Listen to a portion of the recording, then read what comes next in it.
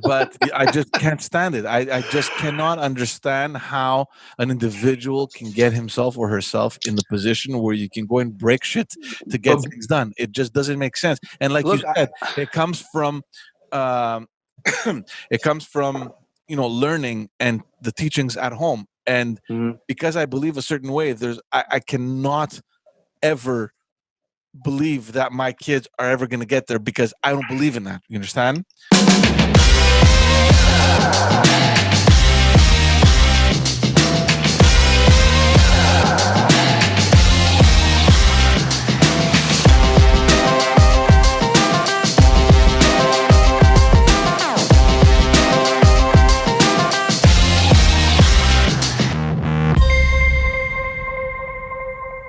Hello, everyone, and welcome to another episode of Just Us Dads. Thank you for tuning in, and thank you for joining another Dadversation. If this is your first time here, please subscribe, turn on the notifications, just make sure you get everything that we do whenever we do it. Of course, you can follow us on all social media platforms and on all platforms where you get your podcasts. Once again, we're here with Chris. He's at home, and we're here with George. He's at a hotel room. Not sure what he's doing there. But I'm remotely remote. he's at a hotel. We don't ask questions. He's in a hotel room. How's it going, guys?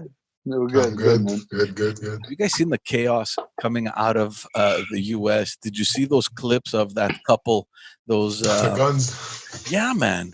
Yeah. Like what the? And they're lawyers too, apparently. So, and it's fucking crazy because at first and last night there was I saw an interview on CNN that lawyer actually gave to what's his name, Chris Cuomo or whatever the journalist is. And he explained certain things that put things into perspective. And what sucks is that when the story first broke out, these guys were like the enemy, right? How dare you bring out guns to these peaceful protesters? The Black Lives Matter movement. That everyone is so sensitive to, et cetera, et cetera. And they became like the evil people. And maybe they are. I don't know. But it's interesting because you had the flip side of the coin with what he was saying. And of course, look, I don't believe in gun ownership to begin with. But first of all, if you saw the size of that house that he has, if that were my house, I don't know if I'd have guns, but I'd probably consider some form of protection. You know what I mean? Yeah. Huge, Yeah. this mansion. Anyway, and the news basically, all the headlines were that this group of protesters were marching peacefully, apparently, towards the I think it's in St. Louis, I think, towards the mayor's house, because everyone that came out to everyone that came out in favor of the whole defund the police movement that's happening in the U.S., she called them out, names, addresses, and everything, which is in itself very strange. Like, why would you call out these people publicly? It's like, what exactly do you want to start here? You know what I mean? Like, if that's not some form of incentive for the other group of whoever they are to go against these people, I mean, why are you inciting further violence, right? So anyway, in response to that, apparently this is what they were doing, right? They were headed towards her house, and they passed in front of these two lawyers' houses who got scared, or for whatever reason they came out with their guns trying to protect their property. And at first, when I saw, I'm like, look at these idiots, man. Like, okay, relax. Your life isn't in danger. These are peaceful protesters. They're just marching along their way, because this is how the media portrayed it, right? But then he comes out on CNN and he says, listen, two things happen, okay? First of all, the mayor's house is like over a mile away from mine in a complete other direction, all right? So the mayor's house has nothing to do with my location, okay, number one. Number two, he lives in a gated community. It's private. So these guys broke down the gate, walked into this private area, and obviously his house was there. So, and this wasn't mentioned, right? And he also, and this I haven't verified it, but he mentioned that the organizer of this protest knew that this is what they were going to do, that it was illegal. and that they were gonna throw down that gate to walk into whatever privileged people's private property. To prove exactly what point, I don't know. And when I To was, make them, they wanted to make the rich feel vulnerable. I don't know, but listen to me, man. You can either protest or you can be a fucking anarchist. You know what I mean? And you cannot be an anarchist and use that as an excuse to say I am a peaceful demonstrator or a protester and it's my right. No, it's not. Like you broke, and of course, look, I don't know if it's true, but based on what that guy's saying, they broke down a whole gate and they walked into it's private property, and that's what he was arguing. He goes, "Listen, the minute that you cross that gate, it's private property. Okay, you want to protest, that's fine." And what sucks is that these two individuals now are the face of the anti-Black Lives Matter movement people, right? And it's not the case. Like, I mean, from what I understood, this guy has defended Black people his entire career. He's worked, I don't know how many years to build his life, which, you know, everyone has the right to, right? And okay, he's wealthy and good for him. He works for it. What right do you have to break into this private property? And I'm assuming he's not the only one living there. I mean, it's from what I understood, it's a gated community. And like, what's the purpose? It just bothered me so much. You know what I mean? And you know what? Look, they have whatever gun laws they have in the U.S. and they have the right to carry them. And if I were in his shoes, you know what, man? I don't know. Maybe I do the same. If you see a group of people that you cannot control on your own, and we're talking about hundreds of people here, it wasn't just like 5, 6 people just randomly walking by. It was an organized demonstration, protest, whatever you want to call it, into a private gated community. Like, I don't understand, man. Like, it's gotten out of hand. Like, it's gone the complete opposite way. You know? I don't know. And I was just thinking, you know, what if that is your kid? You know what I mean? Like, imagine your kid tells you, "I'm going out to a friend's house," or you know, whether they lie to you or not, who knows, whatever. Or maybe even they say the truth. You know, maybe you want to encourage your kids to take part in, you know, in this sort of, you know, civil engagement, right? I mean, this is a huge deal. You know, you have a point that you want to defend, and you want your kid to experience this. That's fine, as long as it's peaceful and you're not hurting anyone, and you can make sure that nobody hurts you. You encourage your kids to go out, and then you find out that he broke into a private property and he got shot and he died. You understand? Like, as a parent, like, what do you do? Like, don't you start, like, do you start blaming everyone? Do you start blaming everything? Do you start, this is and this, it's real, right? These things have happened. I'm just, as a parent now, looking from the perspective of all these kids in the street breaking things. You know what I mean? Do you think that their parents have any idea that their kids are doing these things, right? I mean, maybe this kid is an angel at home. Maybe this kid is like a you know, a top student or whatever. It doesn't really matter. You know what I mean? Maybe you don't even know that your kid is there, and you know, you find out that your kid has been hurt, or your kid's been shot, or your kid has been beaten, or he's in jail because he broke into a store and stole guitars. You know, like they did here in Montreal. They broke In into Montreal. Steve's, you know. It's just crazy to me, man. It's crazy.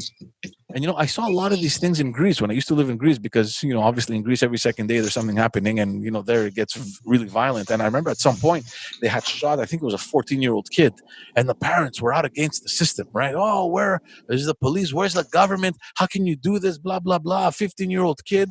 Meanwhile, the cops had a backpack full of guns, knives, Molotov cocktails, gas masks.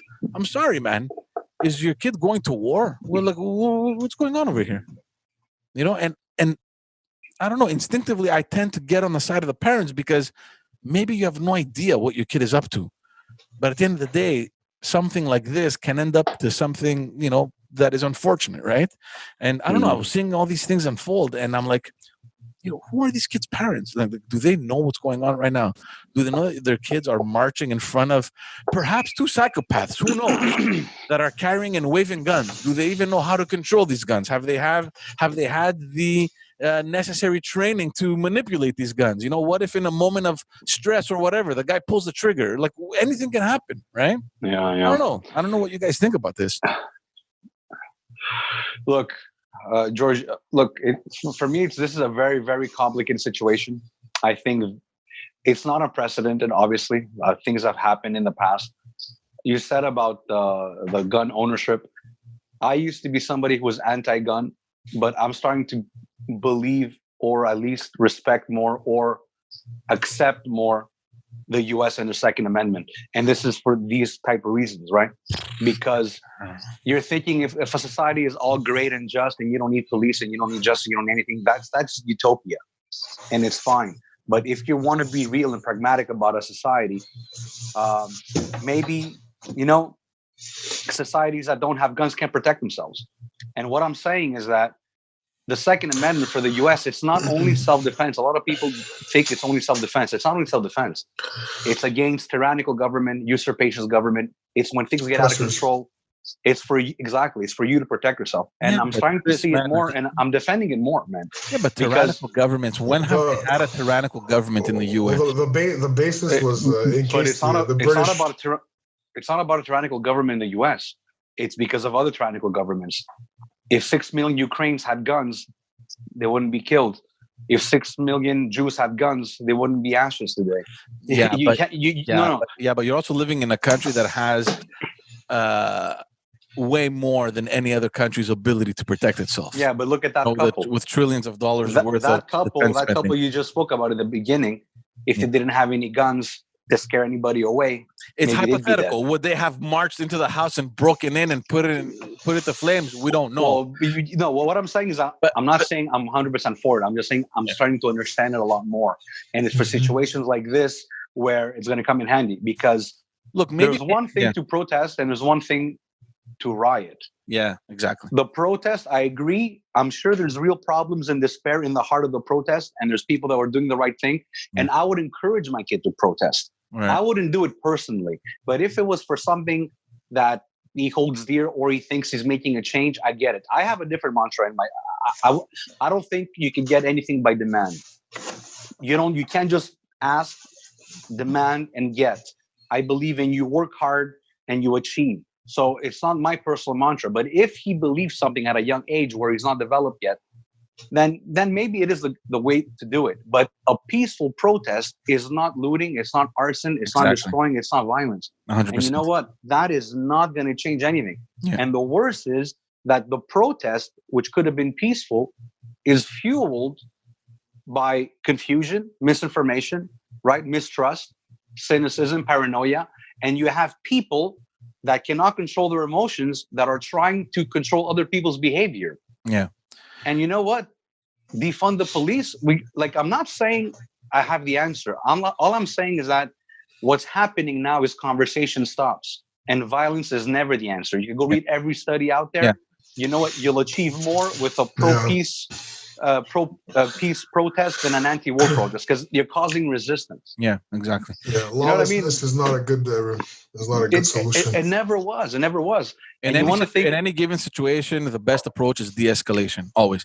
But don't also forget, because we've been raised and we live in a country that has a completely different culture, right? Where your first instinct would have been, shit, 100 people just broke our gate. This is a private property. Call the cops right now, right? That would be your first reflex. Whereas their first reflex is, grab the guns. We're going to war. You understand? Like it's a different mentality. Mm-hmm. Different culture, absolutely. And that, for me, is obviously something that we can't understand because we haven't lived it, we haven't experienced it. We are in a completely different mindset, right? So naturally, it's weird for you to see two people coming out with guns protecting, and we forget about those two lawyers. I mean, we've seen it also in other demonstrations recently where businessmen and businesswomen have been standing in front of their stores with guns. It's like, don't break my shit. Knives. You know what I mean? And knives. Yeah. And I kind of agree. I don't agree with them. I understand them 100% because amidst these demonstrations, you have all these idiots, all these anarchists that have nothing to do with the organization. They have nothing to do with the organizers. They have nothing to do with the people that are there to just quietly, peacefully march and demonstrate their point or prove their point. These are organized cliques of anarchists that are there just to break shit, and that exists everywhere. That's right. And it's important that the media doesn't amalgamate like all these groups into one, because it's not one. You have Black Lives Matter. Within Black Lives Matter, you have people that are violent and you have people that are not. Within Antifa, you have a lot of violent people. Then you have the peaceful protesters that just want to walk and just say, hey, you know what? I've been influenced by Martin Luther King. I believe in what he says. Right. But at the same time, you can't think that by like the civil rights movement didn't happen because he made a speech. Like we constantly see the speech with the 200,000 people around, but it took years and years. It takes effort. Yeah. It takes logic, reasoning. It takes debate. It takes discourse. Yeah. It's not going to be by breaking down stuff. Yeah. And just to bring it back to like what I was saying with your kid, if he really believes for something, you never want to discourage somebody who's very like motivated, right? But at the same time, you want to see where the logic is, because if he can't explain himself, he shouldn't be out rioting. Right. You shouldn't be out protesting if you can't explain it to me in simple English. Why are you going out there, and what do you want to achieve, and what is the outcome? You shouldn't be out there. So what's your approach? Do you as a parent sit down and have that discussion with your kids to try to explain to them what's going on, give them your side of the story? Do you try to sway them away from doing something that you wouldn't do, or do you still want them to go do it but to have an understanding of what's at stake? Is that for me or George? Whatever, anyone. Well, what really isn't what comes first, right? Sorry?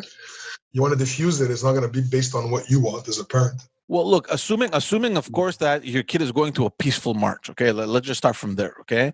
Obviously, if he's going with a hammer and a gas mask, and you catch him, I would it's not a good sign. Yeah, I would tie my kid up and beat him up in the house or something. You know what I mean? It's like, where are you going with this shit? You know, like it's not happening. You know, but assuming that it's a peaceful protest, and maybe they're learning about civil rights movements in their class, in their history class, or in their environment class, or they're learning about pollution or whatever, greenhouse gas effects, and they were present in the big demonstration that happened, in the big march that happened here in Montreal.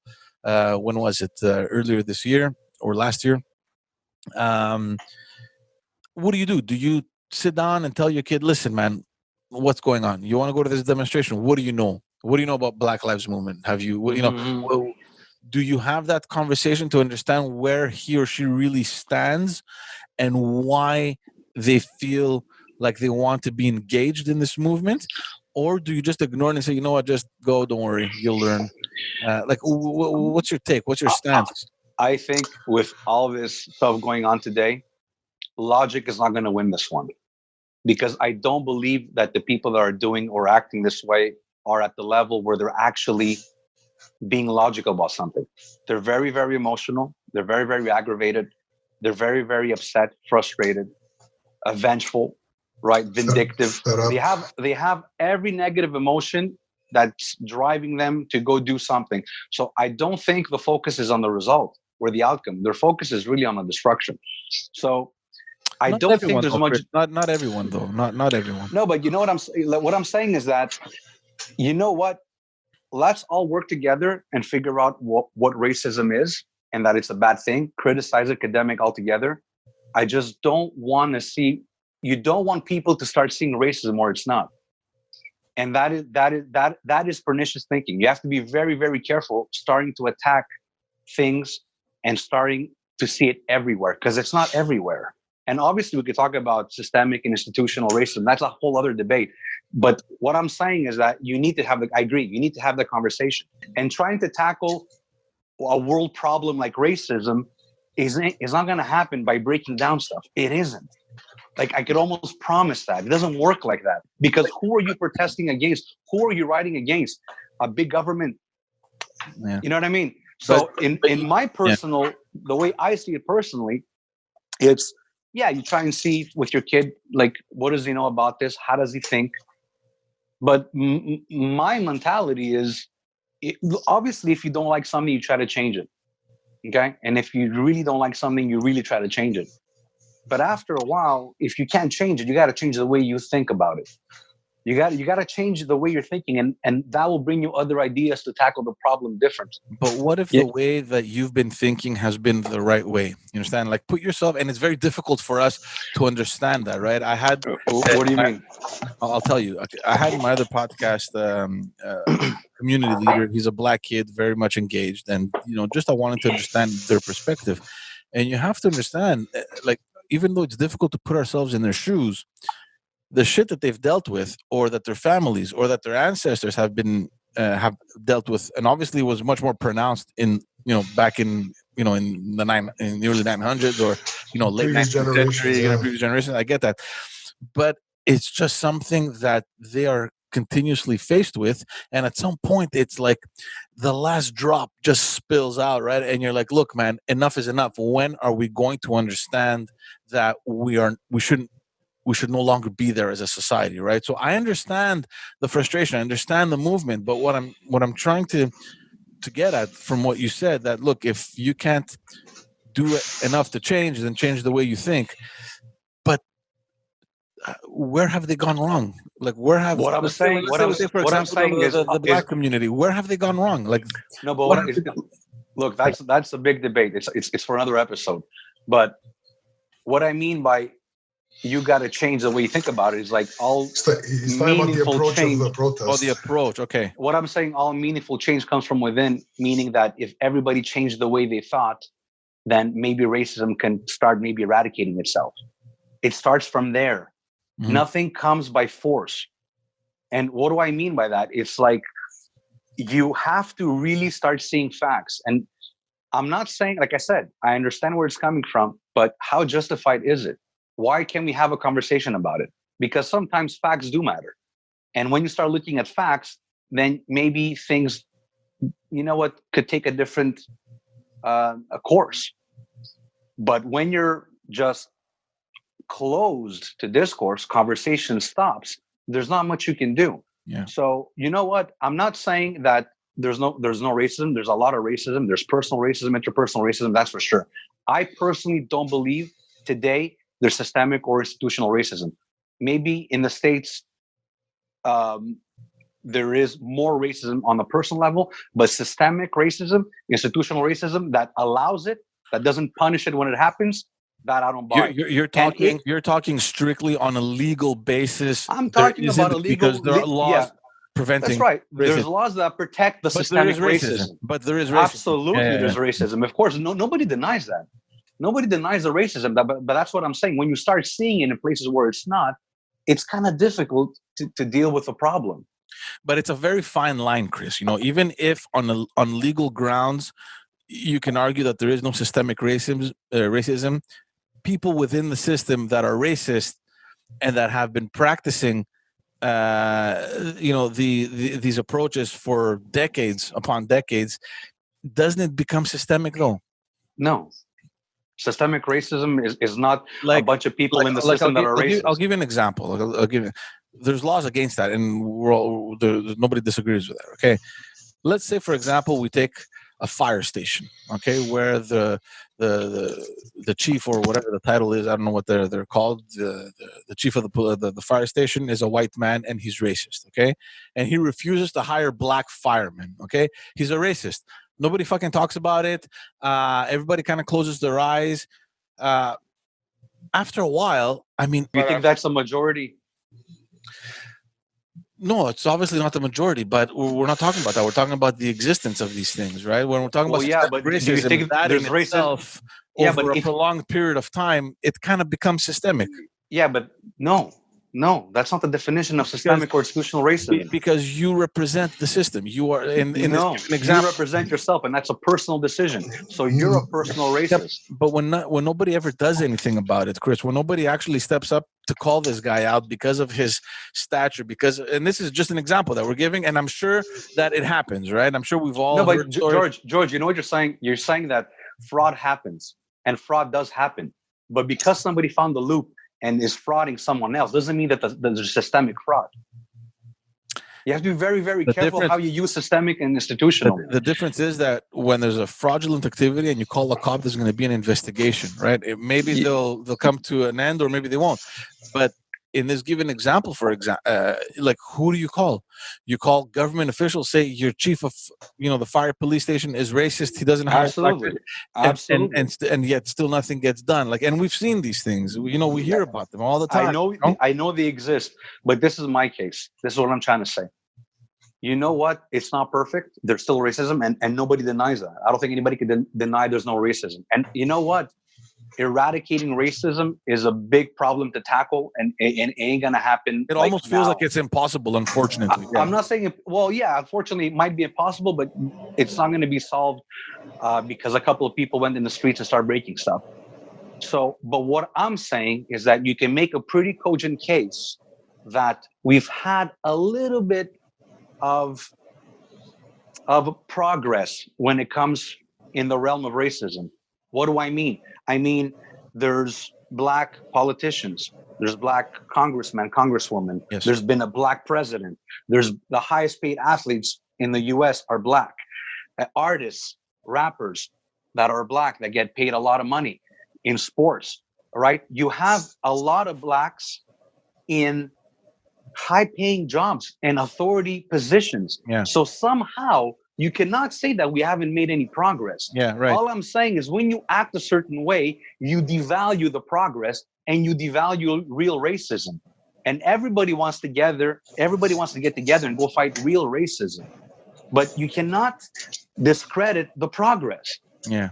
And by going out and saying that every cop is racist or every black person is discriminated against, and wrong. Every cop is out to get a black person, and denying everything else or not having the conversation about culture, gangs, fatherlessness, and stuff like that, for me, it's weird. Mm-hmm. That's all I'm saying. We all agree that something has to be done, but we have to be very, very careful not to see it where it's not. And I think people are seeing it where it's not. And again, this is a much larger conversation, but there are also reasons why these communities have historically been marginalized too. Like absolutely. Why is it always them that have the low paying job? Like you mentioned a couple of people. Yes, there are black people that have accomplished great things, but at the same time, I think there's a quite important percentage of this population that lives in very dire situations, right? So why is that? Why is it that the circumstances are such that they always end up working the low paying jobs, or that there's a huge dropout rate in these communities, et cetera, and obviously that's a conversation to have. Exactly, and that's a conversation to have. And you can have a conversation like that, and you can spend probably 2-3 hours talking about this stuff, and then maybe you get somewhere. But just saying that you fix this and all the black culture problems that they're having in the inner cities and all the poverty aspects of it are going to be resolved, I think it's borderline delusion. And I'm for it, because obviously everyone wants to solve the racism problem. I just don't find it's the right way to tackle it. You know what else I question often? How authentic are the politicians, and all our public officials that have come out and they've taken a quote unquote stance on these things, and they've called out racism and all that stuff just because suddenly it's a trending thing, right? I mean, there's something happened in the US that exploded, and maybe rightfully so. Maybe, like I said before, it was that last drop that made everything just spill and just go crazy. Maybe we needed this. Maybe we needed to for people to open up their eyes. But no, we don't need this, man. You don't need. No. What I'm saying is, in the sense of sensitizing the population to something that may exist that we were either oblivious to, or that we neglected, or that we were ignorant towards. What I'm saying is that the change makers in our society, those people the people that we elect, and the people that are in office right now, because they see all this and they came out and took a stand, is it authentic? That's what I'm questioning. Are you going to be around? Are you going to stick around and make sure that in your district, in your community, in your parliament, that you actually make sure that it gets somewhere, right? That we have answers. And the perfect example is here in Montreal. And I don't know if I said it on this podcast, but I've said it somewhere. Last year, in the month of October, or September, October, there was an independent committee within the police of Montreal that conducted a study on all the cases, arrests, etc., and they came out with a report. And the report clearly stated that over in the black community, the people are 4 times more susceptible of being arrested than anyone else. In the Aboriginal community, the natives are 3 times more susceptible of being arrested than anyone else. And in the Arab community, they are twice more susceptible of being arrested than anyone else. And for me, that's just an eye-opening statement that there's clearly racial profiling happening, right? This is a study that was done not on arrests that led to charges, etc. This is just people being stopped. Just why are you being stopped? Why are we stopping two black individuals riding in a Mercedes, right? Maybe the cops have a lead. Maybe, I don't know. You know what I mean? And we're not going to start guessing here, but these are facts, right? And the mayor of Montreal ignored this whole report. She ignored it completely. She did nothing about it. What I'm trying to get to is that you have this report being done and you did nothing. Okay, we know we did not because I've been following. She did nothing at the end of last year. Now suddenly there's this international movement, against racism, Black Lives Matter, et cetera, et cetera. Suddenly the mayor of Montreal comes out and says, I am shocked, blah, blah, blah. The whole thing about systemic racism, and we need a special committee to look over this. Hello? Your own fucking police force 6 months ago, not even 5 months ago, was giving you factual information and you ignored it. And now because something is trending, you come on, make a statement. And that's what I question. How authentic is this? Like, are we going to see, like, what are we going to see? I'm curious. What are you proposing? You know what I mean? Okay, you came out and you said whatever you said. What are you doing about it? You know what I mean? Like, are you going to do anything about it? Or are you just talking to talk, And just to come back to the example where black people are just stopped 4 times more often than white people, and we're not talking about criminal stuff, okay? We're just talking about them being stopped and questioned 4 times more than any other. To me, it's crazy, man. Back to the original point of your conversation, rioters are not political activists. They're people looking for a fucking fight. Mm-hmm. That's what they are.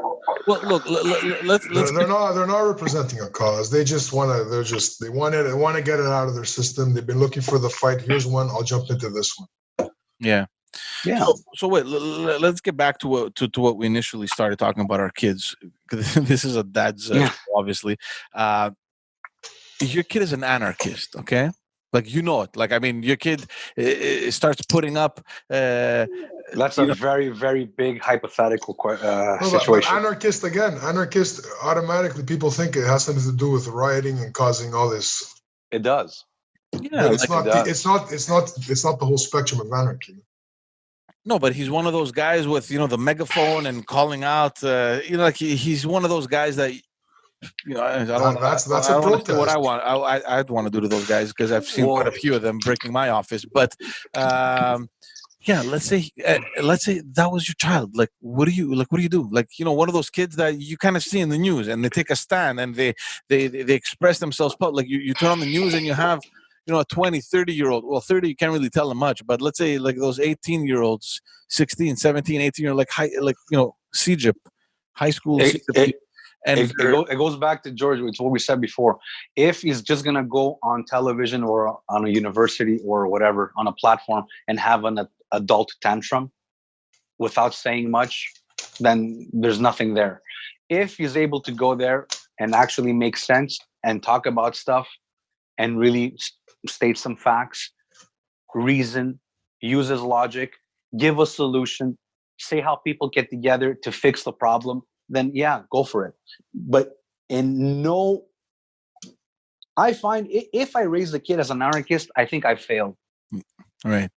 And I'm not saying anarchists shouldn't exist. There's a big Marxist anarchist movement going on now. Like, Marxism is resurfacing. I think there's no point to trying to control everything. But one day you should be able to sit down, have a conversation with an anarchist and trying to convince him on your side. Yeah. That's the whole power of influence and persuasion to the right side. Because ideally you want something moral and ethical. And everyone agrees on morality and ethics pretty much. Like, there is a little bit of a divide, but pretty much everyone kind of agrees what's right. And you know what? People right now, maybe I said it before, maybe I'm repeating myself, but people that cannot control their emotions are trying to control everyone's behavior. And you got to control your emotions. Your emotions are like the intellect. They got to be challenged and controlled. It's just a sensor.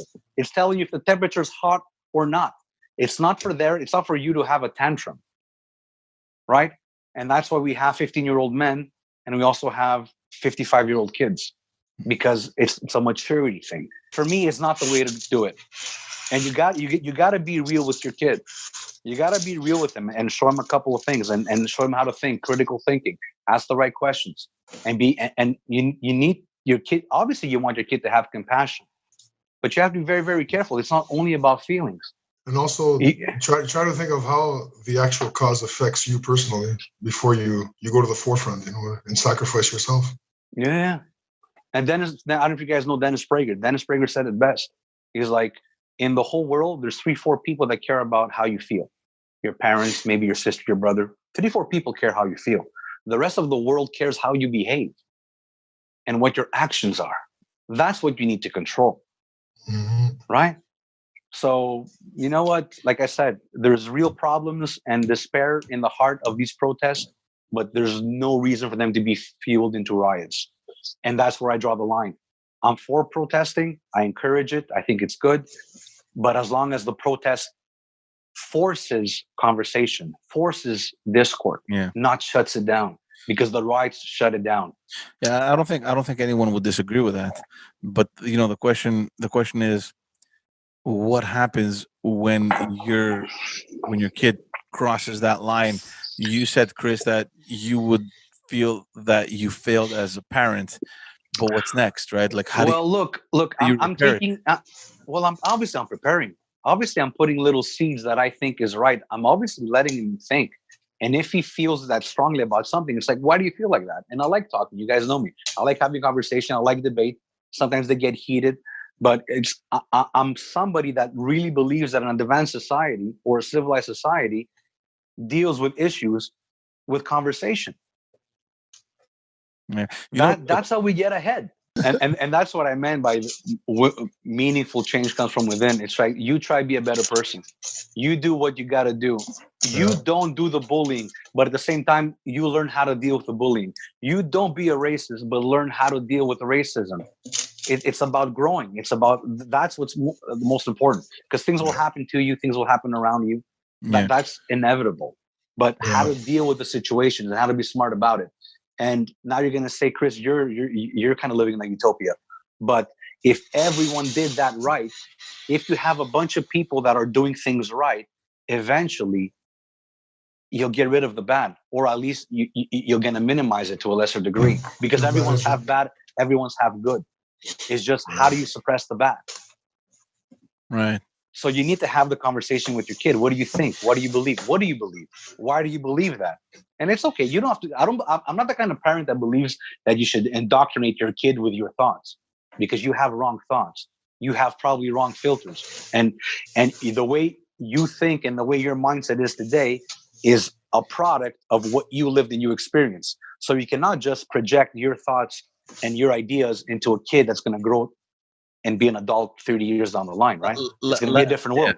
Let's also understand that a lot of these kids come from a family setting where maybe that is the reality, right? Where they have grown with parents that have been anarchists, right? I mean, maybe this is their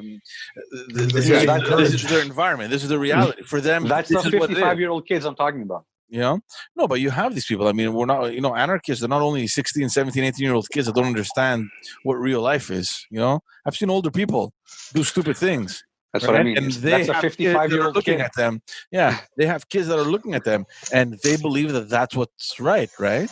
I mean, it's very difficult to go and convince these people, or at least these kids, or adults, about rationalizing their actions when they spent the last 18, 19, 20, whatever, 21 years following into their parents' footsteps.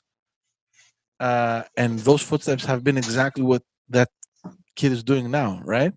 Yeah. So that's also a big, I mean, we have to understand that there is a huge cluster of our society that that is situated in the extremes, whether it's in the right or in the left. And for me, those extremes are the same thing. You know, like when you look at Antifa blocking themselves out in the U.S., like a whole 6-block radius, calling themselves a peaceful organization, that's bullshit. Like, I mean, that's as Antifa's an oxymoron. You know what I mean? That's as fascist as it gets. Like, I mean, you cannot be anti-fascist and be fascist at the same time. It's weird. You know what it is, George, or George's? It's what you're seeing today is people that box themselves into their ideological box. And that's very, very bad because the emotion is high, logic is low.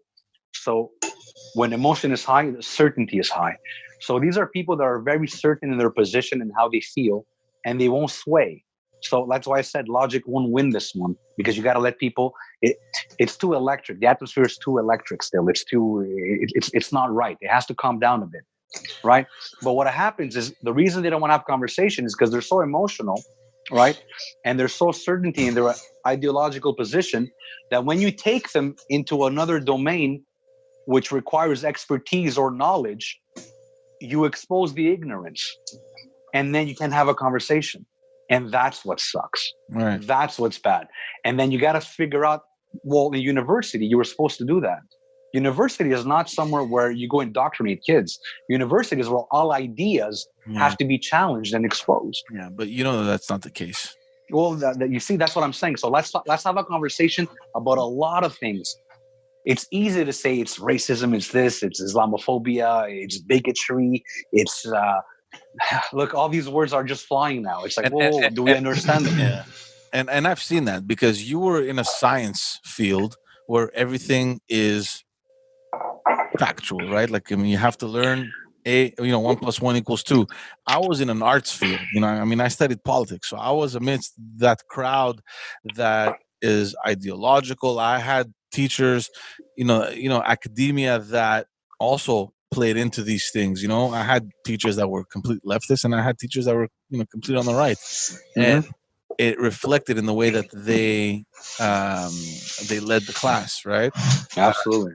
And I saw that, obviously. I was in that field of study, and it's tough because when you're 18, 19, 20 years old and you don't have the maturity that we have now, where you have certain life experiences, etc., you just absorb, right? You absorb everything you listen. If your teacher comes out and says certain things, you're going to take them into consideration, right? Absolutely. And that's also a problem that we have, I find, because a lot of these kids are out there doing whatever they're doing without clearly having an understanding of what it is they're doing, right? It's just a trend that we gotta, and now especially with all the social media and everything, everyone's taking selfies, and how many people were caught? Have you seen those things? Did you see those things online where you had all these influencers or whatever, and they were caught on camera, right? They would pull up in a car, step outside in front of a crowd with their little posters, Black Lives Matter, hashtag.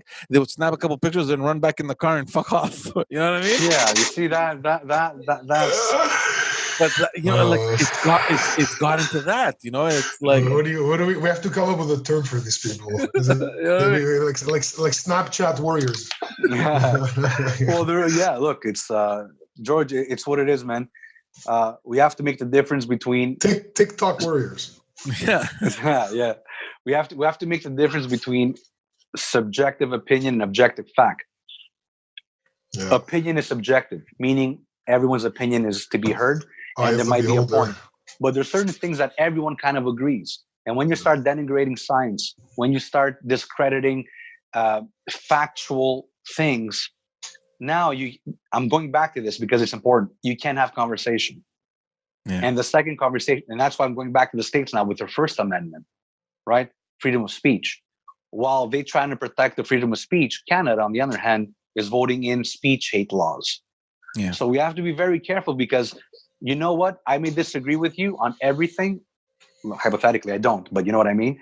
But you have every right to say it. And I want to hear what you have to say. And you can disagree with me with everything I'm saying, but you want to hear what I'm saying. Yeah, that's right? That's a whole other debate. I feel like we haven't really defined what hate speech means. Look, that's another episode. It could be an interesting episode to have.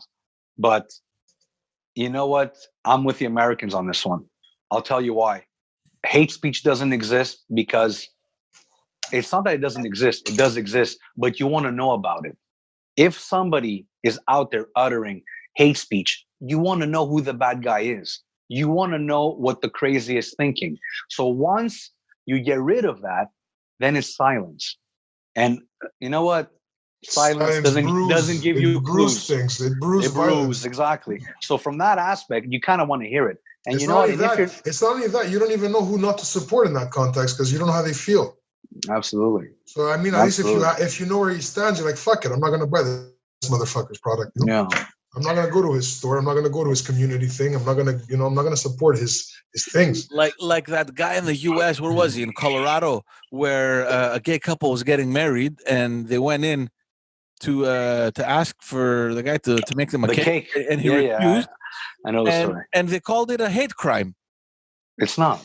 You know what I mean? That's what I'm saying. Don't go to his bakery because you don't like his political stance. Avoid his bakery. You know what? If he's such an asshole and he's not good with his clients, call him out. Eventually, people are not going to go, and he's going to close. Well, the system's going to wean him out. He won't survive. But what I'm saying, just to get back to the point of what we're talking about, hate crime.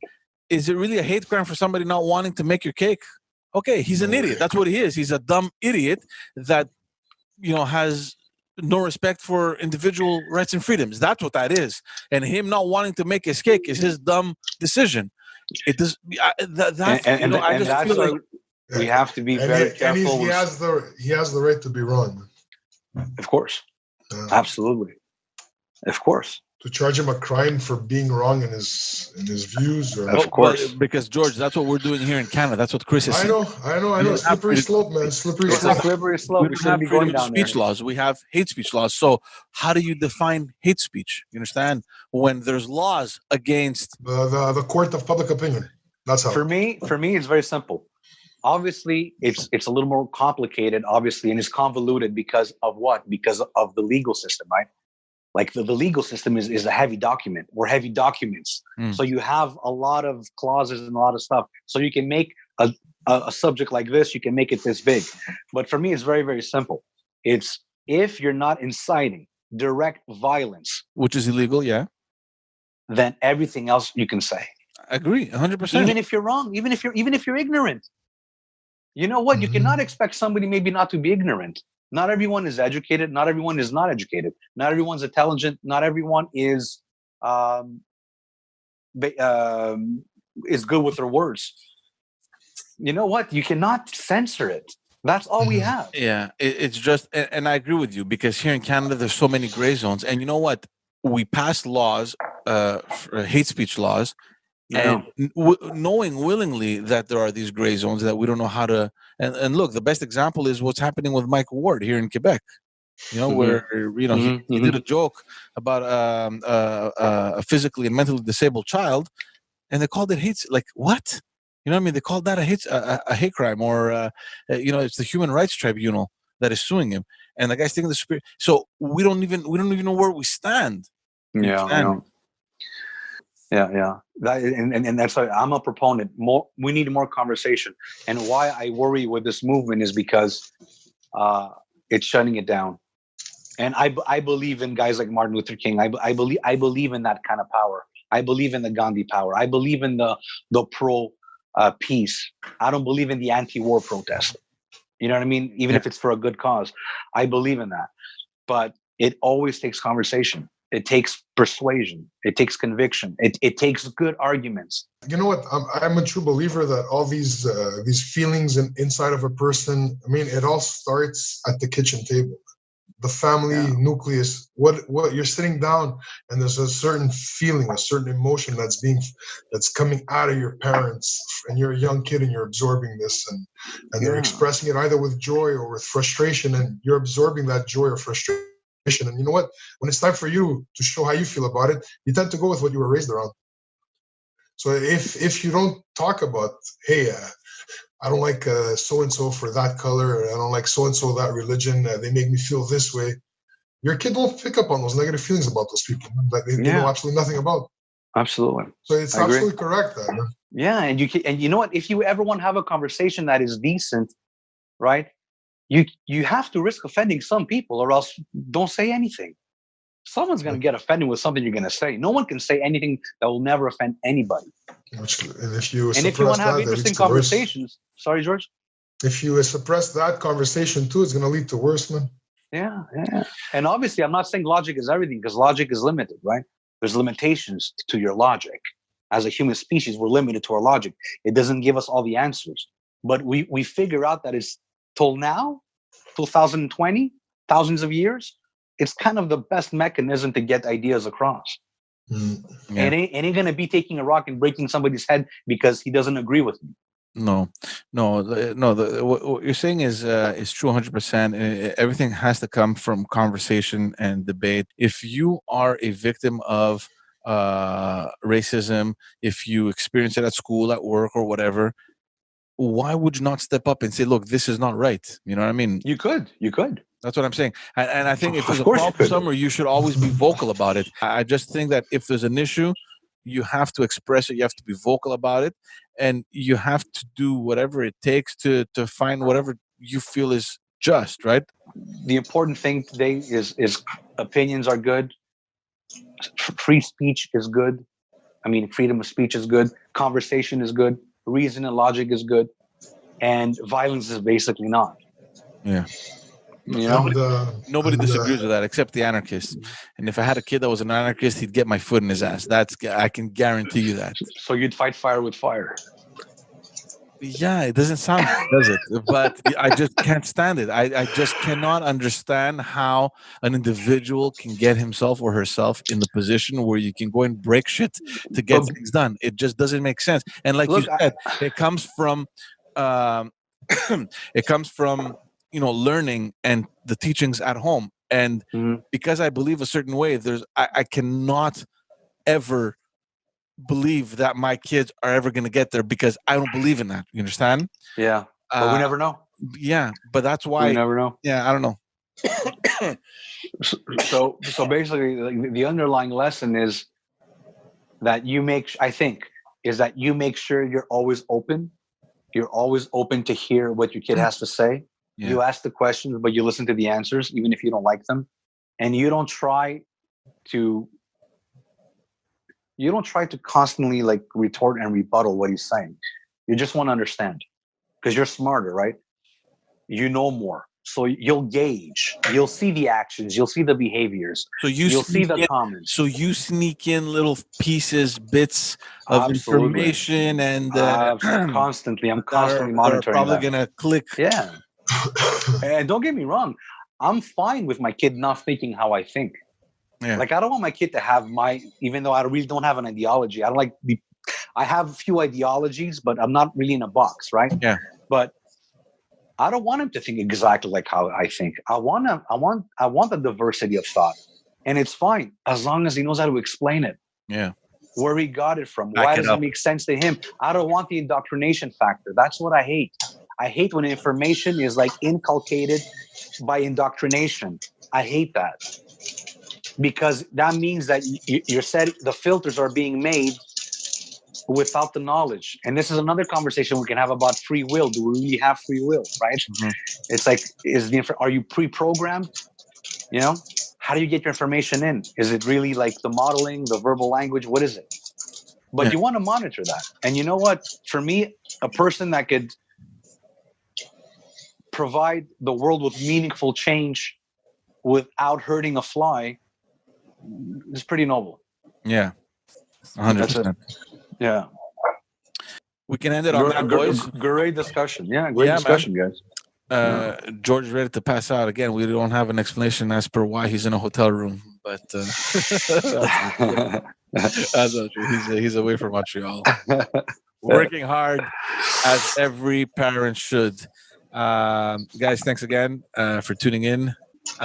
We appreciate your support. We appreciate all the comments. Send us some insight on what you thought about this. Like we said in the last episode, there is a blog that we will be putting up soon. We're working on that. We're working on some topics that we can put out there for you guys to read. If you have anything that you might want to hear us talk about, send those in as well. Maybe we can write them in a blog post, or maybe we can have a discussion here on the podcast. And that's it. Thank you all for tuning in. See you all on the next episode. Ciao, guys. Bye.